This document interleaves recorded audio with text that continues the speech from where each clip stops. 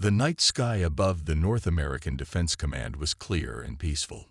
Lieutenant Kyle Warner sipped his coffee and stared at the monitor screens.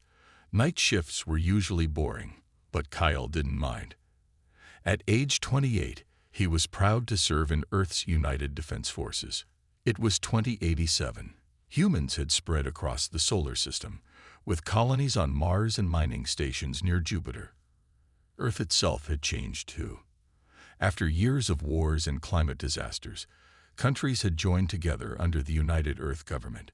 President Olivia Bennett had helped bring peace to the once divided planet. Kyle almost dropped his coffee when the alarm sounded. Something big was entering the solar system. The computer couldn't identify it. "Sir, you need to see this," Kyle called to his supervisor, Captain Alan Garcia. "It's slowing down at the edge of our system. Whatever it is, it's not natural." Within hours, every space telescope on Earth pointed toward the mysterious object. Scientists confirmed it was a ship, an alien ship bigger than anything humans had ever built. It was almost the size of Earth's moon. "Get me the president," ordered General Richard Ellis as he entered the command center, his face serious, "and put our forces on high alert." The alien ship moved closer, stopping just beyond Mars. Then came the message. It appeared on every screen and device on Earth at the same time. "People of Earth, we are the Galactic Empire. Our civilization spans thousands of stars. We bring you the honor of joining our community of worlds. Your planet has been noticed by Emperor Zel Thun the Magnificent. Prepare to receive our representatives."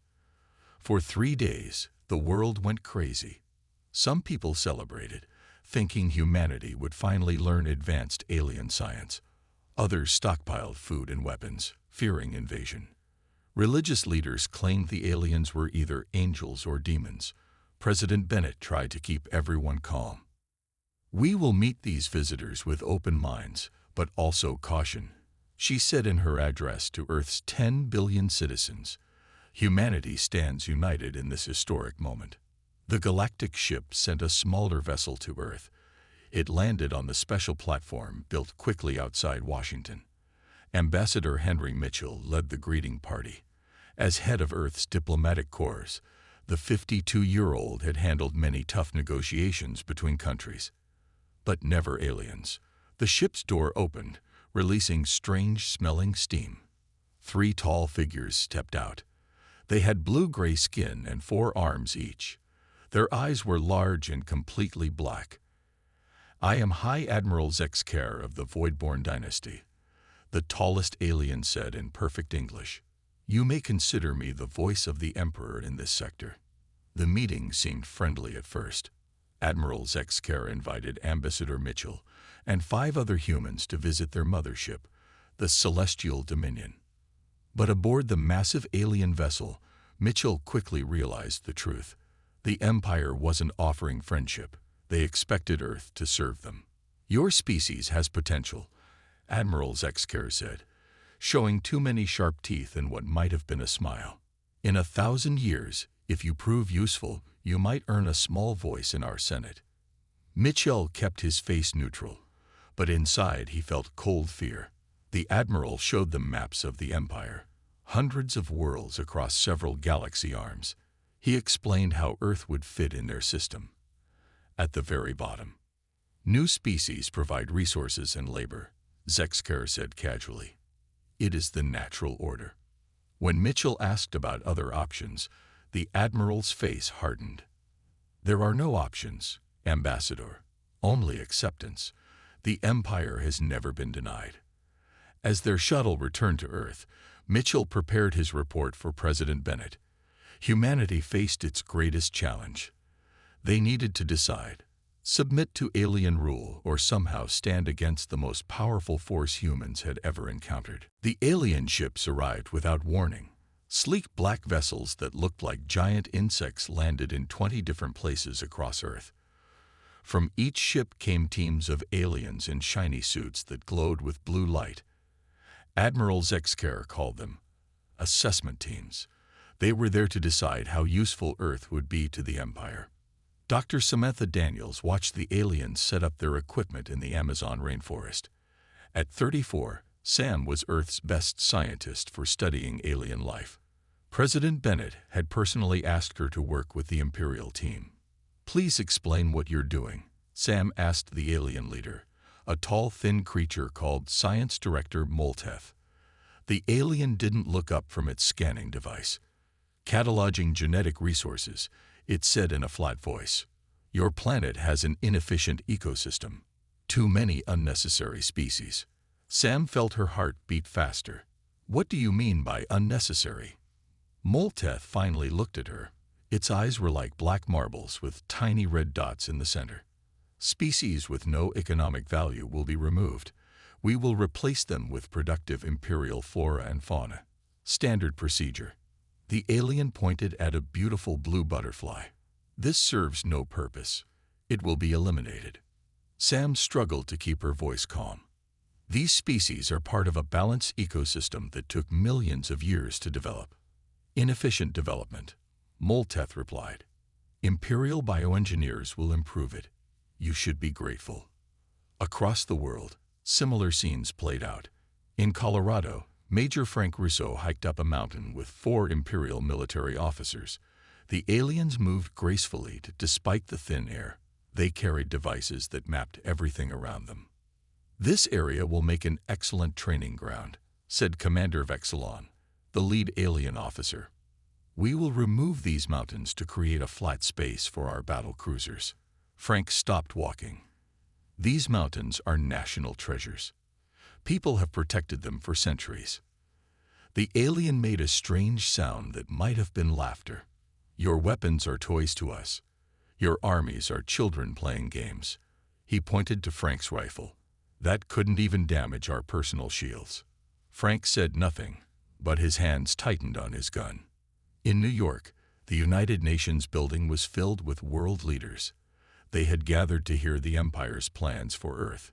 Imperial Cultural Attaché Iridia Vel stood before them, her purple skin shimmering under the lights.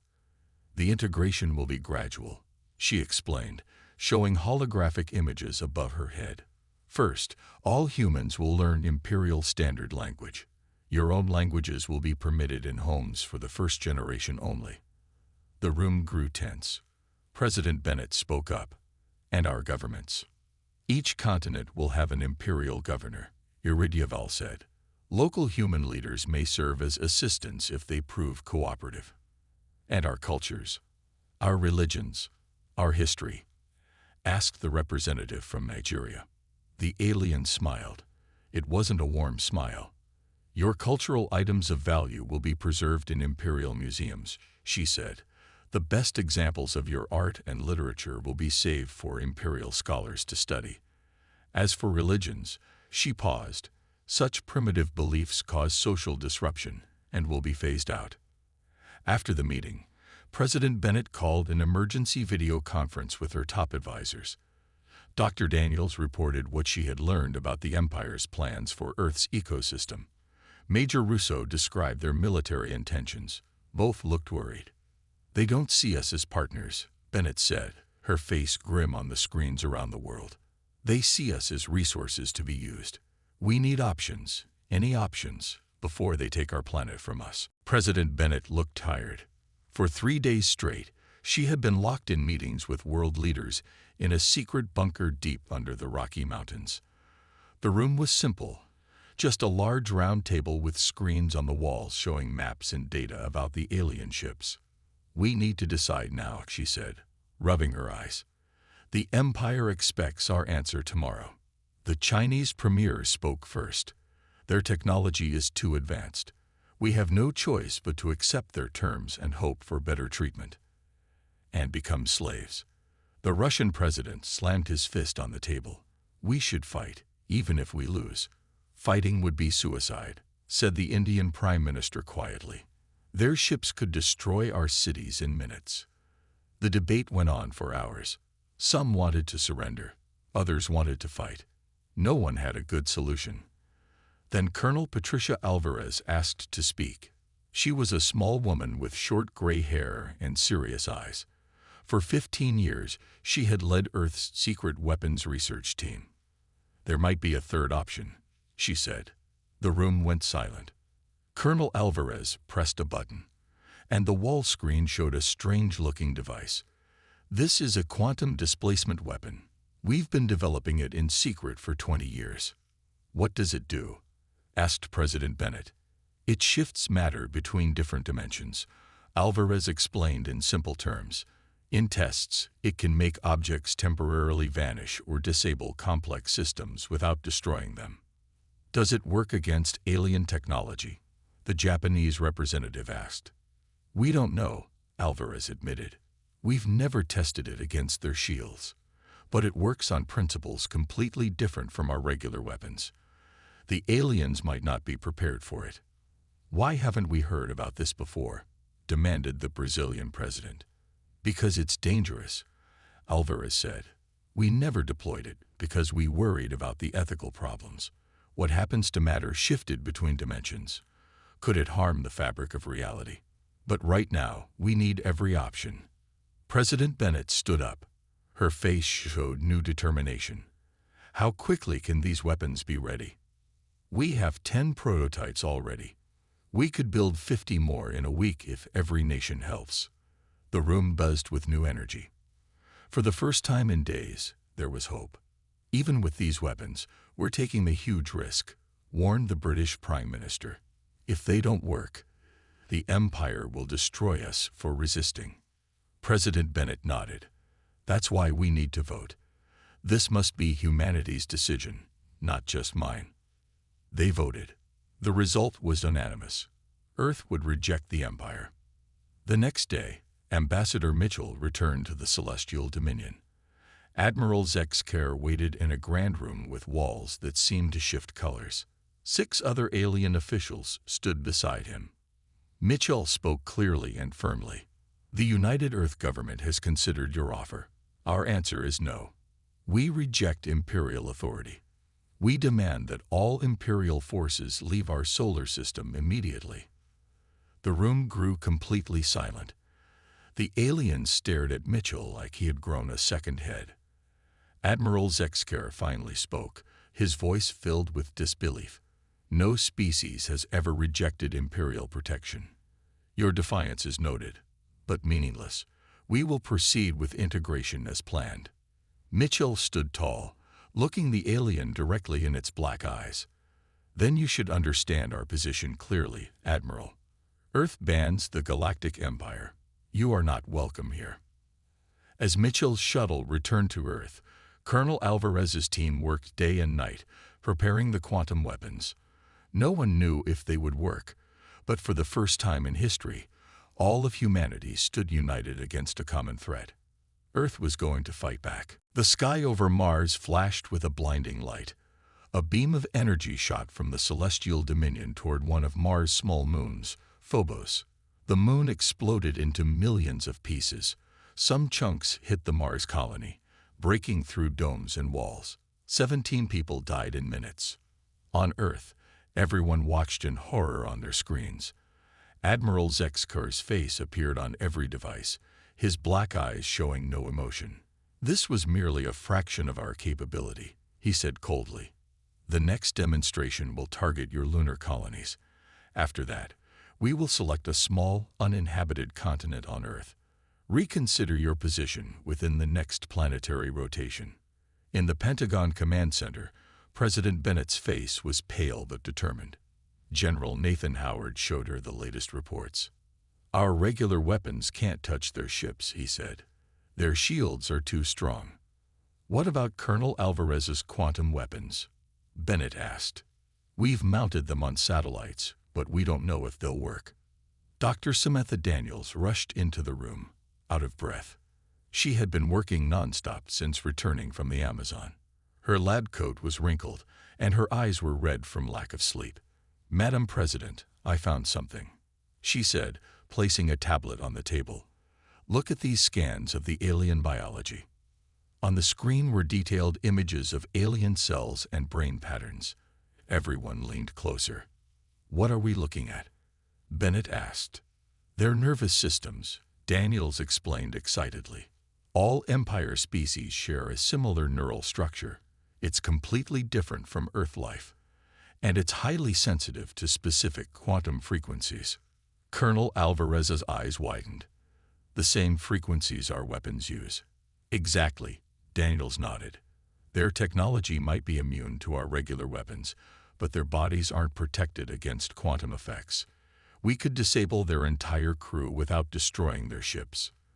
For the first time in days, hope filled the room. General Howard immediately started giving orders. Redirect all our quantum platforms to target the Celestial Dominion. Focus on generating a field at these frequencies. Technicians worked through the night, making adjustments to Earth's orbital defense systems. Dr. Daniels and Colonel Alvarez checked every calculation twice. There would be no second chance. As the sun rose the next day, Admiral Zek's care moved the Celestial Dominion toward Earth's moon. The massive ship cast a shadow over the lunar colony. Inside the colony, families huddled in emergency shelters, praying for survival. The weapon is ready, Colonel Alvarez reported to President Bennett. But we can only generate the field for a few minutes before our systems overload. Bennett looked at the faces around her, General Howard, Dr. Daniels, and the other leaders who had worked tirelessly to save Earth. She took a deep breath. Activate the quantum displacement field, she ordered. Colonel Alvarez pressed her hand against the scanner. Satellites around Earth lit up with strange blue energy. The energy spread outward, invisible but powerful.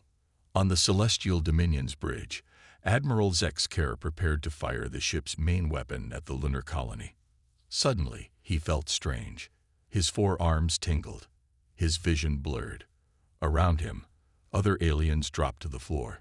The ship's alarms blared, but no one could respond. Throughout the massive vessel, thousands of alien crew members collapsed as the quantum field disrupted their neural systems. Only their automatic systems kept working. "It's working," shouted Dr. Daniels, watching the readings. "Their life signs are weakening but stable. They're incapacitated, not dead." President Bennett turned to General Howard. "Launch the boarding teams. Now is our chance to take control of their ship." Earth's small fleet of space fighters launched from hidden bases. The crews were specially protected against the quantum field effects.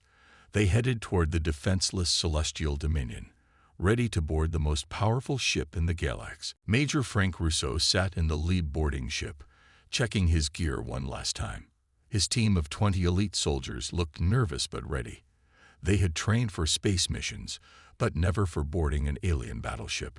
"Remember, our suits protect us from the quantum field," Frank told them. "The aliens will be unconscious or confused. Secure the bridge first, then the engine room." Their ship docked with the Celestial Dominion, attaching to the huge vessel like a tiny insect on an elephant. The airlock opened with a hiss. Frank led his team inside. The alien ship was strange. The corridors curved in unexpected ways. The lights pulsed with colors humans had no names for, and everywhere lay alien bodies, some with 4 arms, others with tentacles or wings. All were breathing but unable to move. "Stay focused," Frank ordered as a young soldier stopped to stare at a tall alien with skin like metal. "We don't know how long the quantum field will affect them." They followed the ship's maps that Dr. Daniels had copied during her visit. After 10 minutes of careful movement, they reached the bridge. The massive room had viewing screens showing Earth and the moon. Admiral Zek's care lay slumped in a central chair, his eyes open but unfocused. "Bridge secured," Frank reported through his radio. "Moving to contain the command staff." 5 other human teams reported similar success. Within an hour, humans controlled the key areas of the Celestial Dominion. Medical teams came aboard to monitor the aliens' condition. Back on Earth, President Bennett addressed the Empire's forces using their own communication systems. Her image appeared on screens throughout the alien fleet. "Attention Imperial forces, your flagship is now under our control. Your crew are alive but incapacitated. We could have destroyed your vessels and killed everyone aboard. That is not our way." She paused, looking directly at the camera. We offer you one chance. Leave our solar system and never return. Acknowledge Earth's independence or face the consequences of continued aggression. On the celestial dominion, the quantum field was slowly reduced. Admiral Zexker began to regain control of his body. He found himself in the ship's medical bay, surrounded by human guards with weapons. What have you done?" he asked, his voice weak. Dr. Daniels stood nearby, monitoring his vital signs. "We disrupted your neural systems temporarily. The effect is wearing off now." "Impossible," the Admiral whispered. "No primitive species could overcome our shields." "We didn't attack your shields," Daniels explained. "We targeted your biology directly. Your technology couldn't protect you." Frank Rousseau entered the room, now wearing a formal military uniform instead of battle gear. "Admiral, President Bennett wants to speak with you." A screen activated, showing the president's face. "Admiral Zexker, I hope you're recovering well. I need to be clear about our terms. Earth demands recognition as a sovereign, independent world. The Empire will establish a non-interference zone around our entire solar system. All Imperial forces will withdraw immediately." Zexker tried to laugh, but it came out as a cough. "Your species is nothing. The Empire spans 17 galactic sectors. We have conquered worlds far more advanced than yours. And yet here you are," Bennett replied calmly. "Your flagship captured. Your crew at our mercy. We've shared our quantum technology with every human outpost and colony. Any ship that enters our system will face the same response."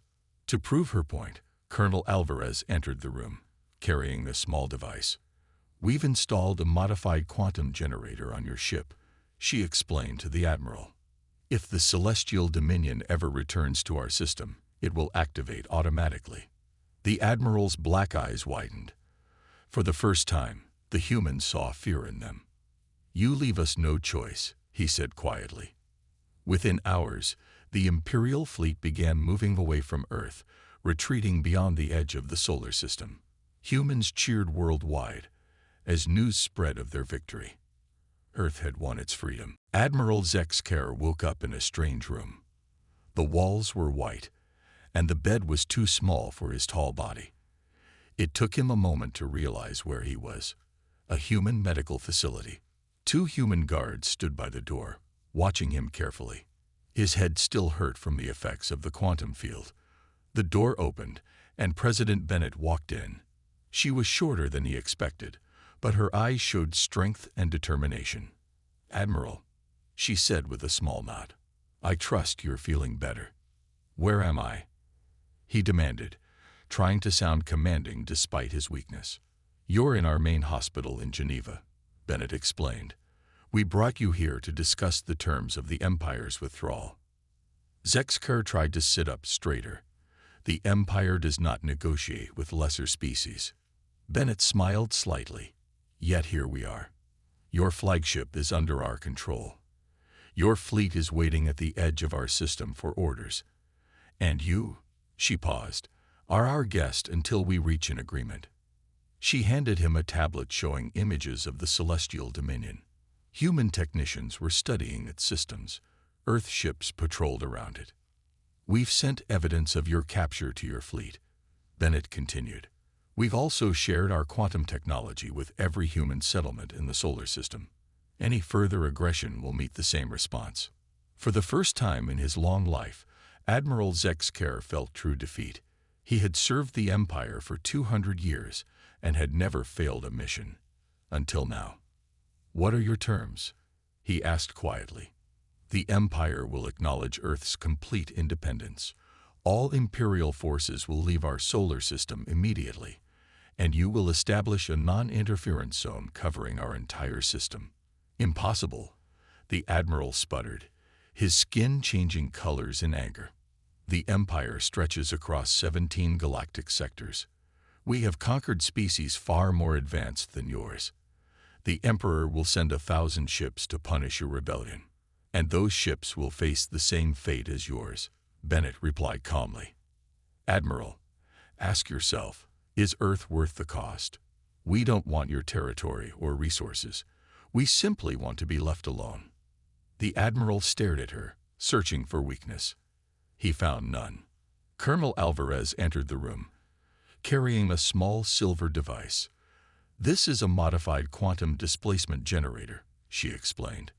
"We've installed one on the Celestial Dominion. If your ship ever returns to our system without permission, it will activate automatically." Zexker looked at the device with new respect and fear. Humans had found the one weakness in Imperial technology, and they had done it in days, not centuries. After hours of discussion, the Admiral finally agreed to Earth's terms. He was returned to the Celestial Dominion, which remained under human control. From there, he sent an official message to the Imperial capital, 40 light-years away. "By the authority vested in me by Emperor Zalthun, I hereby recognize the special autonomous status of the Sol system, home of the human species. All Imperial vessels are ordered to withdraw beyond the designated boundaries." As the Imperial fleet began its retreat, celebrations erupted across Earth. In Times Square, huge crowds gathered to watch the alien ships disappear from space monitors. In Beijing, people set off fireworks that lit up the night sky. In small villages and big cities, humans celebrated their unexpected victory. On the observation deck of the International Space Station, Ambassador Mitchell watched the last Imperial ship jump into faster-than-light travel. Beside him stood Major Russo and Dr. Daniels. "Do you think they'll really stay away?" Daniels asked quietly. Mitchell nodded slowly. "I think we gave them something no other species ever has, a reason to respect us." 6 months after the Imperial fleet left the solar system, life on Earth had almost returned to normal. The Mars colony was rebuilt. The pieces of Phobos were being cleared away. Earth's scientists studied the technology from the Celestial Dominion, learning secrets that would help humanity for centuries. One quiet afternoon, Ambassador Mitchell was working in his office in Washington when an urgent message came in. A group of unknown ships had appeared at the edge of the solar system. But they weren't Imperial warships. They were smaller vessels flying white flags, the universal sign of peace. "We're receiving a transmission," said his assistant. "They're requesting permission to approach Earth. They say they're representatives from 12 different species." President Bennett called an emergency meeting. Everyone feared a new trick from the Empire. "Should we activate the quantum defense system?" asked General Howard. "Not yet," Bennett decided. "Let's hear what they have to say first." The alien ships were allowed to send one small shuttle to Earth. It landed at the same platform where Admiral Zexker had first arrived. But these aliens were different. They were smaller, with gentle features and nervous movements. Their leader was a bird-like being with colorful feathers and 4 eyes. "I am Kirvala of the Trill Collective," the alien said through a translator device. "We come seeking Earth's help." Ambassador Mitchell welcomed them to the United Nations building, where representatives from all Earth nations had gathered. The 12 alien representatives sat together, each looking very different from the others. Some had scales, others fur. One was a blob of shimmering gel in a special container. "We are all protectorate species of the Empire," Kirvala explained. "For centuries, we've been forced to serve higher-tier races. We mine their resources. We grow their food. We build their ships. But we have no freedom, no rights." The room was silent as the aliens shared their stories. Some had been under Imperial control for thousands of years. "Then we heard about Earth," said another alien with green skin and large ears. "A primitive world that defeated an Imperial fleet." News spread quietly among the lower species. If humans could stand against the Empire, perhaps we could too. "What do you want from us?" President Bennett asked directly. "2 things," Kirvala replied. "First, an alliance of free worlds, a cooperative instead of an empire. Second," the alien hesitated, "the secret of your quantum technology. With it, we could defend our own worlds." President Bennett called her advisors together. They debated late into the night. Dr. Daniels argued strongly for helping the oppressed species. Major Russo worried about giving powerful weapons to aliens they barely knew. Colonel Alvarez suggested a middle path. The next day, President Bennett delivered Earth's answer. "We will help you," she told the alien representatives. "Not with weapons, but with defensive technology. And we will form an alliance, the Solar Cooperative, based on respect and freedom." Over the following months, Earth scientists taught the alien representatives how to create shields against Imperial weapons. Earth diplomats helped them negotiate with the Empire for better treatment. One by one, worlds began to demand independence. The Empire, afraid of more defeats like the one at Earth, began to change its policies. Instead of conquest, they started offering real partnerships to worlds they had previously controlled. 2 years later, Ambassador Mitchell stood on the newly built Jupiter station. Around him were representatives from 28 formerly oppressed species. Together, they signed the Charter of the Solar Cooperative. "Today marks the beginning of a new galactic order," Mitchell declared. "One where freedom is not a privilege granted by empires, but the right of all thinking beings." At the back of the room stood a new Imperial representative, Administrator Lervosh. She watched with a mixture of respect and worry. The Empire had learned an important lesson from Earth. Size and technology weren't everything. Sometimes the strongest power was simply the courage to say no.